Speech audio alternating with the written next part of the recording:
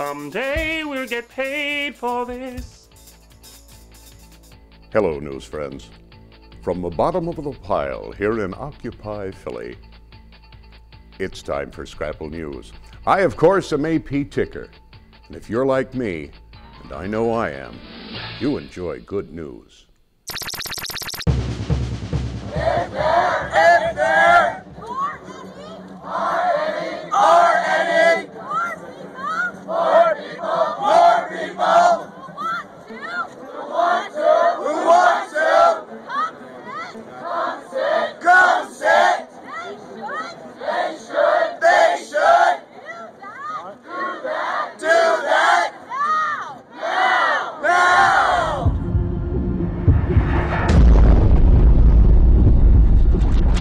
As the clock runs out on Occupy encampments across this great nation in a haze of pepper spray, flash grenades, and billy clubs, the end is nigh for Occupy Philly's encampment at Dilworth Plaza outside City Hall. Last Friday, Mayor Nutter issued a Sunday 5 p.m. deadline for Occupy to vacate the premises or face eviction.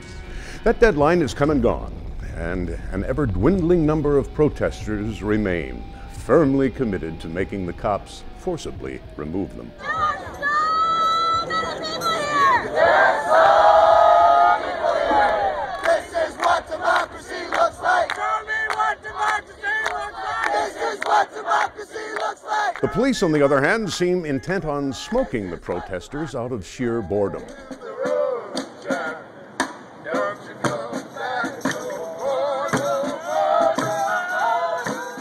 Either way, it doesn't really matter.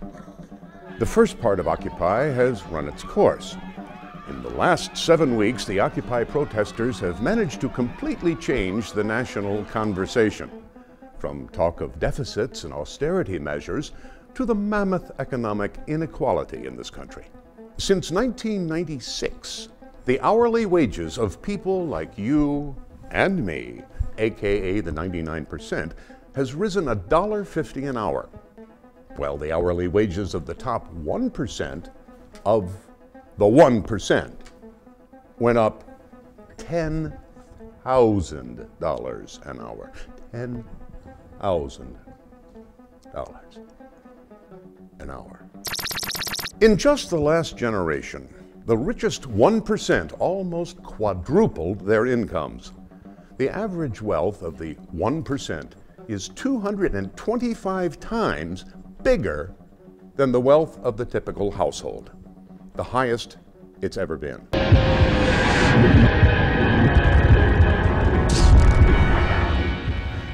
3 decades ago, CEOs made about 40 times as much as an average worker. Now, CEOs make almost 200 times as much as regular employees. 200 times. Last year, half of Americans earned less than $26,000, while CEOs at top 500 companies raked in an average of $11 million. I could go on. That's just the tip of the iceberg, but we've had that conversation already.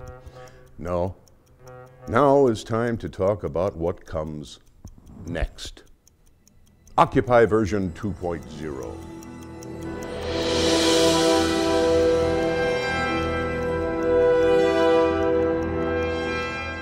I say, stage flash occupations somewhere different every day. Comcast, Bank of America, Wells Fargo, Comcast, Ballard and Spar, Comcast, the Parking Authority, the Prison Industrial Complex, and yes, City Hall. That will scare the living shit out of the powers that be. Totally confuse the guys with the pepper spray that dress up like Darth Vader and garner near constant media attention. But, and this is a big but, none of that is enough to bring about real change. None of the reforms that Occupy seems to be advocating will ever come to be without engaging in the political process. But first, we must restore integrity. to a process that has long ago ceased being a functioning democracy, mirroring the will of the people, and instead has become a tawdry den of pimps and whores. The pimps are powerful corporate interests that have essentially bought every election in recent memory. And the whores are the politicians willing to perform the most degrading and unnatural political acts in order to get their hands on that filthy money. And us, my friends, the 99% of the United States of America, we are the Johns. Because we get fucked and we pay for the privilege.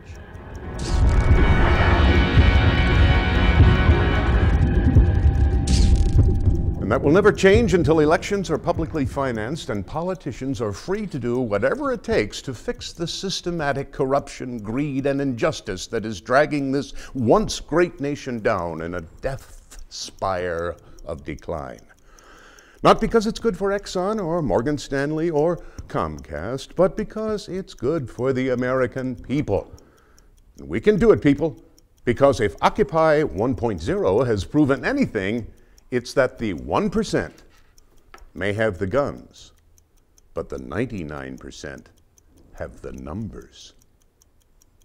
I'm A.P. Ticker. Fear not, and be of good cheer, for the beginning is near. And in the end, the love you take is equal to the love you make. As a movement, across the country, across the world, is an idea, is an energy, and is a community.